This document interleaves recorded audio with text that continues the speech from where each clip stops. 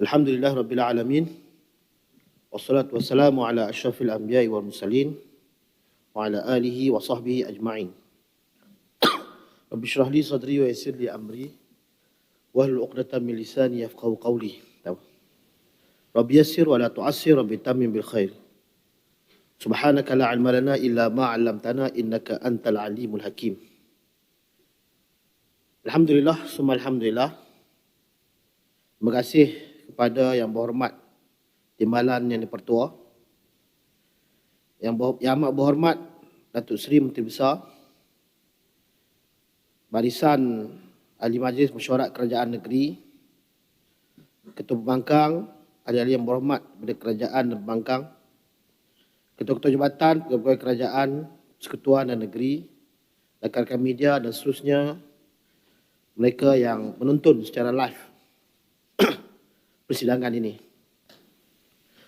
Patut menjunjung kasih dan merafak sembah atas pengzahiran titah Diraja Paduka Seri Sultan Perak Darul Ridwan Sultan Nazrin Muizzuddin Shah Ibn Almarhum Sultan Azlan Muhibbuddin Shah Al-Maghfurlah. Yang Berhormat Timbalan Dipertua, sebelum memulakan ucapan ini, saya ingin menzahirkan rasa duka cita atas kejadian bencana alam tanah runtuh di Batang Kali pada minggu lalu. Saya juga mengambil kesempatan untuk mengucapkan salam takziah buat seluruh ahli keluarga yang terkorban. Tidak lupa juga kepada mangsa banjir di negeri-negeri pantai timur. Semoga mereka tabah dengan ujian yang menimpa. Yang Berhormat Datuk Timbalan, Yang Berhormat Timbalan Dipertua, saya juga ingin merakamkan ucapan tahniah kepada Yang Amat Berhormat Menteri Besar Adun Kota Tampan di atas pelantikan sebagai Menteri Besar Negeri Perak. Tidak lupa juga kepada ucapan tahniah kepada Datuk Speaker, Timbalan Speaker, atas pelantikan sebagai Yang Dipertua Dewan Undangan Negeri Perak, Barisan Ahli Majlis Mesyuarat Kerajaan Negeri dan seterusnya Ahli Dewan Negeri Perak yang mendapat mandat rakyat di DUN masing-masing bagi berkhidmat dan menyuarakan suara mereka, terutamanya di dalam Dewan Undangan Negeri ini. Tidak lupa juga kepada barisan ahli-ahli MK dan juga ADUN sesi yang lalu yang telah berkhidmat dengan baik. Sungguhnya hanya Allah Ta'ala yang mampu membalas setiap jasa dan sumbangan yang telah diberikan sepanjang perkhidmatan. Yang Berhormat Timbalan Yang Dipertua, syukur kehadrat Allah Subhanahu Wa Taala kerana telah diberi peluang pada saya untuk sama-sama mengambil bahagian dalam menjunjung kasih titah ucapan Duli Yang Maha Mulia Tuanku Sultan Perak pada kali ini. Patut tertarik dengan titah baginda yang menyentuh dan memperingatkan Dewan berkenaan kemungkinan pertumbuhan ekonomi yang perlahan dan mengucup tahun hadapan. Sememangnya apa sahaja yang melibatkan pertumbuhan ekonomi akan memberi implikasi kepada rakyat, terutamanya mereka yang berada dalam kalangan B40. Ramai antara mereka secara berkala tentu akan hadir di kampung-kampung, di tempat rakan-rakan ahli yang berhormat sekalian akan pergi ke pusat khidmat ADUN masing-masing untuk membuat aduan, memohon bantuan, tak kiralah bantuan kotak makanan, bantuan dan insentif-insentif kerajaan negeri melalui pelbagai agensi, dan alhamdulillah sebahagian besar pusat khidmat dapat memenuhi dan membantu rakyat, dan sebahagiannya telah diproses untuk dipanjangkan kepada pihak yang berkenaan. Namun menjadi sedikit kegusaranlah kepada kami di sini sekiranya pihak kerajaan negeri ingin melangkah ke belakang semula dan meneruskan apa yang telah diperjuangkan satu masa dahulu, iaitu dengan mewujudkan satu lagi pusat khidmat, iaitu dengan melantik penyelaras di Dewan Undangan Negeri di kawasan Pembangkang. Sekiranya benar yang merupakan satu berita yang menyedihkan dan mendukacitakan, di mana tidaknya termasuklah YB Kota Tampan sendiri yang dilantik sebagai Ketua Pembangkang dahulu, sebanyak tempoh tersebut memperjuangkan satu sahaja pusat khidmat di setiap tempat. Allah Subhanahu wa taala berfirman, A'udzubillahi minasyaitonir rajim. Innallaha ya'murukum an tu'addul amanati ila ahliha wa idza hakamtum bainan nasi an tahkumu bil 'adl. Innallaha ni'ma ya'izukum bih. Innallaha kana sami'an basira. Sungguhnya Allah menyuruhmu menyampaikan amanah kepada yang berhak menerimanya. Dan apabila kamu menetapkan hukum di antara manusia, adalah kamu menetapkannya secara adil. Sungguhnya Allah sebaik-baik yang memberi pengajaran kepadamu. Sungguh Allah Maha mendengar lagi Maha melihat. Surah An-Nisa ayat 58. Saya percaya bahawa kerajaan negeri hari ini lebih memahami. Dan sekiranya kerajaan negeri bertindak sedemikian bermakna suara rakyat tidak didengari.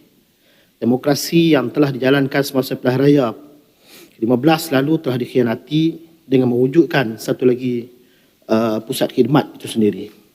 Sudah tiba masanya kerajaan negeri di bawah pimpinan Yang Amat Berhormat Kota Tampan. Jadi perintis sebenarnya telah pun dilaksanakan yang sebelum ini di bawah pimpinan Kota Tampan juga dalam pentadbiran politik yang baru dengan mengiktiraf pusat khidmat adun Perbankan dan tidak mengenepikan kami di sini selain memberi keistimewaan yang sama sebagaimana pusat khidmat kerajaan, kerana kedua-dua adun masih berkhidmat untuk masyarakat dan juga warga Perak. Dulu kalau kita lihat polisi dan sistem daripada pihak kerajaan negeri, kalau kita bandingkan daripada dulu sehinggalah sekarang, banyak penambahbaikan yang berlaku. Daripada tidak diberikan bantuan pada pusat khidmat, diberikan, begitulah juga penyaluran pertukan dan sebagainya. Jadi kita harap perkara-perkara yang dah baik yang dilakukan oleh kerajaan yang sebelum ini tidak perlulah untuk kembali ke belakang, mengambil perkara yang tidak baik yang pernah dilakukan oleh kerajaan yang terdahulu. Saya tak mau sebutlah mana-mana kerajaan sebab kita nak bincang untuk move on seperti yang disebut oleh Tebing Tinggi. Kita mau melangkah ke depan dan perkara yang lebih baik dan cadangan-cadangan yang lebih baik yang kita nak utarakan dalam Dewan ini. Seperti mana yang diutarakan oleh pihak Yang Amat Berhormat Kota Tampan dan lain-lain, menyebut tentang kerajaan perpaduan, kerajaan hari ini.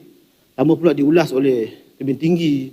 Ia secara apa disebut tadi? Bukan secara konsep tapi secara sifat sahaja.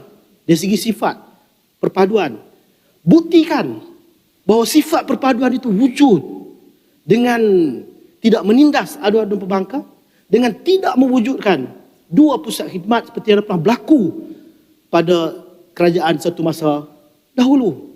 Kalau sifat pun sifatlah, kan? Jadi buktikan bahawa kerajaan pada hari ini nak melakukan yang lebih baik daripada yang sebelum ini. Jadi bila ada dua pusat khidmat ni, dia ada implikasi kewangan. Kan cakap nak dasar penjimatan. Kabura maqtan indallahi an taqulu ma la taf'alun. Mana kita mesti buat apa yang kita cakap. Kalau kita cakap nak perpaduan, buktikan. Bukan sahaja kita bercakap, berdega-dega di sini sahaja, tapi di bawah tidak dibuktikan. Bergaduh rendah kawasan kampung dan sebagainya. Ada dua pusat khidmat. Pergi jumpa pusat khidmat adun, pusat khidmat adun kata pergi jumpa penyelarah. Penyelarah kata jumpa adun. Akhirnya berlaku rendah di kawasan kampung hasil daripada kesilapan. Sedikit kesilapan, ayat elok sikit sedikit kesilapan ayat itu yang dilakukan dan akhirnya diperbaiki oleh kerajaan yang selepas daripada itu. Rakan-rakan yang berhormat timbalan dan bertuan sekalian, antaranya sebelum ini diberikan peruntukan daripada Jabatan Perdana Menteri juga. Sebab bila sebut perpaduan, bila sebut bila titah tuanku berkaitan dengan diskriminasi, jangan menindas mana-mana pihak, kita sambut titah tuanku ini. Jangan sambut mengikut huraian kita sahaja, tapi kita sambut dengan penuh keikhlasan dan kejujuran untuk kita nak laksanakan perubahan yang terbaik pada kali ini. Sebelumnya ada peruntukan daripada Jabatan Perdana Menteri, ICU dia panggil, kepada adun kerajaan, dan kita minta supaya diteruskan juga yang ni. Bukan saja peruntukan daripada kerajaan negeri, tapi juga daripada pusat. Bukan saja adun kerajaan, malahan kepada adun-adun Perbankan. Kalau kita tak iktiraf adun Perbankan, jadi buat apa kerajaan habis duit begitu banyak untuk adakan pilihan raya? Selepas tu, kalau nak tengok, gaji yang diuruskan Semua gaji kita sama je, tapi pusat khidmat tak diiktiraf pula. Ada penyelarahan dan sebagainya. Jadi itulah kena buktikan. Jadi diharap dapat diteruskan untuk semua adun dalam negeri Perak, termasuklah adun Bangkang. Begitu juga peruntukan-peruntukan yang lain. Seronok ke sekolah, peruntukan kotak makanan bulanan, dan sebelum ini diberikan sama rata ke semua adun, termasuklah adun Bangkang, dan keistimewaan yang sama sebagaimana adun kerajaan dapat, seperti menghadiri berbagai mesyuarat. Mesyuarat JKPTD-nya, mesyuarat JTPD, mesyuarat jawatankuasa tanah lah, apa semua. Adun-adun ni diberi peluang untuk menghadiri itu. Kalau tidak, menunjukkan bahawa masih lagi tidak mengiktiraf adun-adun ini, tibalah masanya buktikan bahawa kerajaan ini walaupun disebut perpaduan secara sifat, buktikan yang apa yang dikatakan itu dilaksanakan. Janganlah dikusarkan untuk memberikan pertukaran atau keistimewaan yang sama rata pada adun Bangkang seperti kami ini. Lihatlah jangan risau. Kadang-kadang kita risau nak bagi peruntukan kepada adun Bangkang, nak bagi peluang masuk mesyuarat tanah, kadang risau. Kita jangan risau sebenarnya. Sebab apa yang Allah Ta'ala firmankan, A'udzubillahi minasyaitonirrajim, Qulillahu malikal mulki tu'til mulka man tasha' wa tanzi'ul mulka mimman tasha' wa tu'izzu man tasha' wa tudhillu man tasha' biyadikal khair innaka ala kulli syai'in qadir. Wahai Tuhan, pemilik kekuasaan, kau berikan kekuasaan pada siapa pun yang kau kehendaki, dan kau cabut kekuasaan dari siapa yang kau kehendaki. Kau muliakan siapa pun yang kau kehendaki, dan kau hinakan siapa pun yang kau kehendaki. Dan di tangan kau lah sahaja kebajikan. Segala kebajikan, sungguh engkau Maha Kuasa. Segala sesuatu. Timbalan dipertulah di sini, datangnya Manjoy mohon laluan bagi tak? Ya, sila. Saya nak habis baca ayat tadi. Maju pun cepat. Ya. Terima kasih Tuan Speaker. Terima kasih sahabat saya Wabi Selama. Beliau sedang baca Al-Quran tadi. Mungkin Tuan Speaker tak perasan. Saya nak bertanya Wabi Selama. Kita munjung titah tuanku yang kita kasih. Semalam pun kita dengar satu titah yang sangat jelas. Pemimpin telah dilantik. Kerajaan telah dibentuk. Dan kita nak bersifat adil mengagihkan peruntukan dan melaksanakan program pembangunan secara saksama tanpa prejudis, tanpa diskriminasi, tanpa penindasan kepada mana-mana pihak. Kerana setiap pengundi ialah makhluk ilahi. Setiap inci bumi negeri Perak ini terletak di bawah naungan takhta pemerintahan Paduka Seri Sultan Perak yang kita kasih. Jadi selama Manju ingin bertanya, adakah selama bersetuju pertukaran-pertukaran yang telah pun diberikan sebelum ini oleh kerajaan sebelum ini dapat diteruskan dengan sempurna, bahkan kita harap mudah-mudahan tidaklah berlaku perkara yang tidak kita ingini. Khusus berkaitan dengan isu kononnya hendak diwujudkan pelaras don yang sika kurang baik untuk diwujudkan negeri kita. Kerana kita telah pun ada adun-adun yang rasmi dan kita tidak mahu berlaku diskriminasi, penindasan atau perkara yang kadang-kadang boleh orang kata menyebabkan perkara yang tidak baik berlaku di bawah. Jadi pusat adun kita ni memang sering didatangi oleh rakyat kita. Kalau Manjoy ni untuk Tuan Selama dan semua, Manjoy ni lah kawasan yang paling banyak penduduk dalam negeri Perak. Pengundi pun dekat 90,000. Dan jumlah penduduk di Manjoy ni sangat ramai. Bahkan bagi saya sebagai wakil di Dua Manjoy ni, saya nak bawa betul-betul isu rakyat dan saya nak bantu orang Manjoy. Jadi saya harap supaya peruntukan seperti mana sumbangan RL500 takaful, tabaruk khairat kematian, pertukan ataupun kad perak prihatin yang kita dah buat sebelum ni, kemudian sumbangan bantuan kotak makanan di bawah Yayasan Perak itu dapat diberikan sebetulnya kepada pusat khidmat yang diduduki oleh adun-adun yang rasmi. Adakah selama bersetuju dengan cadangan yang dibuat oleh Manju ini, dan apakah cadangan-cadangan yang lebih baik untuk kita bantu kerajaan negeri yang kita kerajaan kita bersama, dan Manju dan Selama pun kita nak bantu supaya kita boleh hidupkan kerajaan kita dengan sempurna, insya-Allah. Terima kasih banyak. Selamat dan Tuan Speaker. Terima kasih, masukkan sebahagian daripada ucapan saya. Dan segala keistimewaan yang dapat kepada adun kerajaan mesti juga dapat keistimewaan kepada adun pembangkang. Tidak ada perbezaan kerana kita gaji sama. Takkan nak bagi kami tak buat kerja, nak tuning jari kepada pihak sana sahaja. Mohon celah. Ya, sila. Okay. Terima kasih. Selamat. Saya merasa muskil, apa yang takut sangat, sebab rasanya kalau YB Selama pun biasa dengan kita kan. Dulu di Pulau Pinang, di Selangor, yang mulakan tu kita, yang yang menghapuskan segala diskriminasi kepada pembangkang itu ialah kita. Tapi selama tak nak dengar kita bercerai dan ikut orang lain, macam mana kan? Jadi saya rasa soal kebimbangan tak timbul. Satu, yang keduanya, kalau saya boleh tambah sedikit lah, segala cadangan itu harus diteliti dan dilihat secara objektif. Jangan hanya kerana datang dari DAP sebagai contoh, ini tak boleh pakai. Contoh macam kerajaan tempatan, tadi saya nak sebut, macam Kemunting kata, itu disebut dalam laporan Suruhanjaya Diraja Kerajaan Tempatan, bukan DAP sebenarnya. Jadi kalau dijalankan, saya rasa parti yang YB selama yang akan dapat untung banyak, bukan DAP, sebab kawasan tu kawasan di mana akaumbi lah. Jadi berbalik kepada soal kebimbangan tadi, tak patut timbul saya rasa. Okey, saya tak bercakap soal kebimbangan, saya bercakap soal keadilan. Kalau nak bercakap soal keadilan, biarlah dibuktikan benar dilaksanakan menurut pelaksanaan. Keadilan ni dia ada dua. Satu, kita buat satu tu adalah motif politik. Satu, kita buat satu ada motif keadilan. Kita buat ni kerana keadilan. Kita buat kerana motif politik. Motif politik untuk dapat undi orang itu supaya mengundi kita akan datang. Belum tentu boleh dapat. Tapi kalau motif keadilan, insya-Allah akan dapat di hari akhirat kelak, dan insya-Allah akan dapat ganjaran daripada Allah SWT kalau bermotifkan kepada keadilan. Sebab tu disebut qulillahumma malikal mulki tadi. Tebing tinggi tahu bahawasanya kerajaan Kelantan yang memerintah zaman Tok Guru dulu tak dapat peruntukan daripada pihak kerajaan sebab ada motif politik dulu. Tetapi kalau nak ikutkan, kerajaan Kelantan kalah lah. Maksudnya tukar kepada kerajaan lain, tapi tak kalah juga. Artinya kalau buat motif politik belum tentu lagi boleh dapat undi. Tapi kalau dengan tujuan untuk keadilan seperti mana disarankan oleh Al-Quran dan dititahkan oleh tuanku titah, tentu dah akan dapat ganjaran daripada Allah SWT. Dan kerajaan ni besok nak tukar siapa pun, itu yang disebutkan qulillahumma malikal mulk tadi, yang disebutkan dalam Al-Quran, selari dengan titah tuanku. Bukan saya cakap saya, titah tuanku Sultan Perak hendaklah bersifat adil, mengagihkan peruntukan dan melaksanakan program pembangunan secara saksama tanpa prejudis, tanpa diskriminasi, hanya menghuraikan titah tuanku, tanpa penindasan kepada mana-mana pihak. Kerana setiap pengundi ialah makhluk ilahi dan setiap inci bumi di negeri ini terletak di bawah naungan takhta pemerintahan Paduka Seri Sultan Perak. Dan tebing tinggi tak perlu risau apa yang saya nak bahas ni.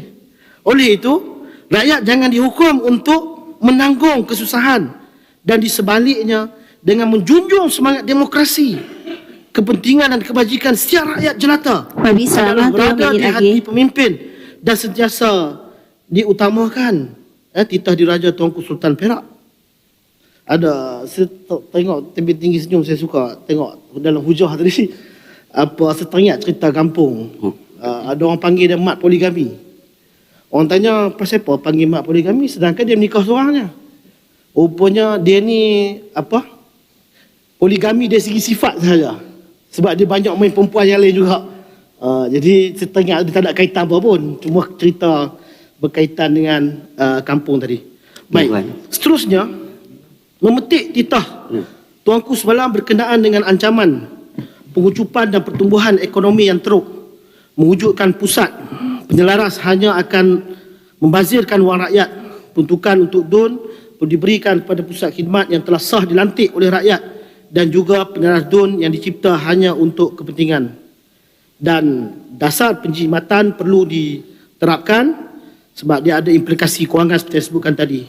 Dan mewakili suara rakyat di kawasan DUN Pembangkang, saya dengan ini menyeru supaya kerajaan negeri meneruskan gaya perkhidmatan AMK yang lalu yang diketuai oleh YB Kota Tampan, di mana tiada penyelaras DUN yang dilantik dan peruntukan diberi sama rata, tidak mengira DUN kerajaan atau pembangkang. Dan bukan sahaja begitu yang saya nak sebutkan, artinya pegawai kerajaan juga tidak bimbang untuk berurusan dengan adu-adu pembangkang.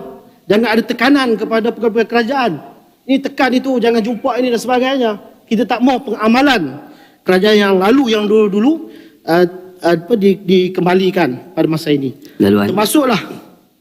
Termasuklah dahulu pernah ada arahan penggunaan Dewan Majlis Bandaraya, penggunaan Dewan Majlis Daerah tidak dibenarkan kepada adu pembangkang.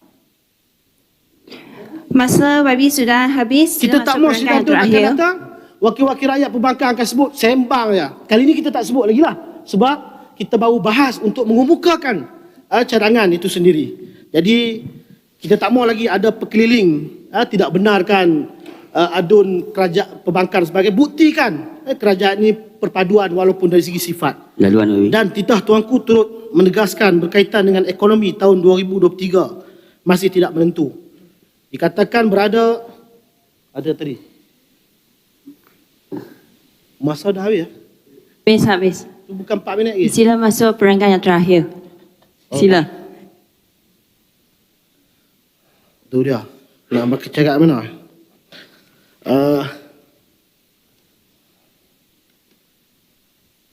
Saya boleh bagi laluan pada Slim.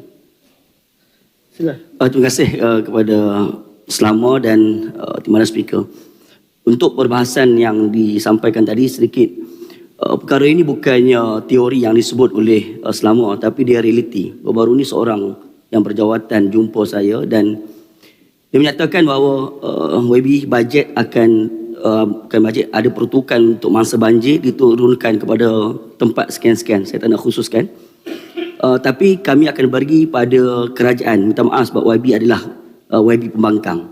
Maka saya nak menguatkan mungkin benda ni kita terasa juga sebab kita orang yang bertanggungjawab di kawasan tersebut, tapi kita disebut orang yang berjawatan, jadi kita rasa benda itu patut diperbetulkan dan ketua-ketua jabatan yang lain sepatutnya Timbalan Speaker, tidak perlu takut. perintah tetap. Okay. Dan saya mengharapkan saya Speaker, perintah tetap. Sila duduk dulu. Tuan Noh, sila. Merujuk kepada perintah tetap 28/4, sesuatu soalan itu tidak boleh dijadikan helah untuk berbahas. Maka dengan itu saya mohon daripada kawan sebelah sana, untuk bertanyakan soalan supaya tidak melengah-lengahkan masa dalam dewan ini. Terima kasih. Saya sambung sedikit ya. Dan tak perlu takutlah apa kita nak bahaskan. Dan saya, adakah YB Selama setuju bahawa perkara ini perlu dibawa dan sepatutnya orang kata apa, ada hitam putih lah. Maksudnya tidak ada diskriminasi terhadap adun pembangkang. Terima kasih. Ya, saya setuju masukkan dalam ucapan saya. Jadi walaupun banyak lagi saya nak sentuh, terutamanya isu-isu berkaitan dengan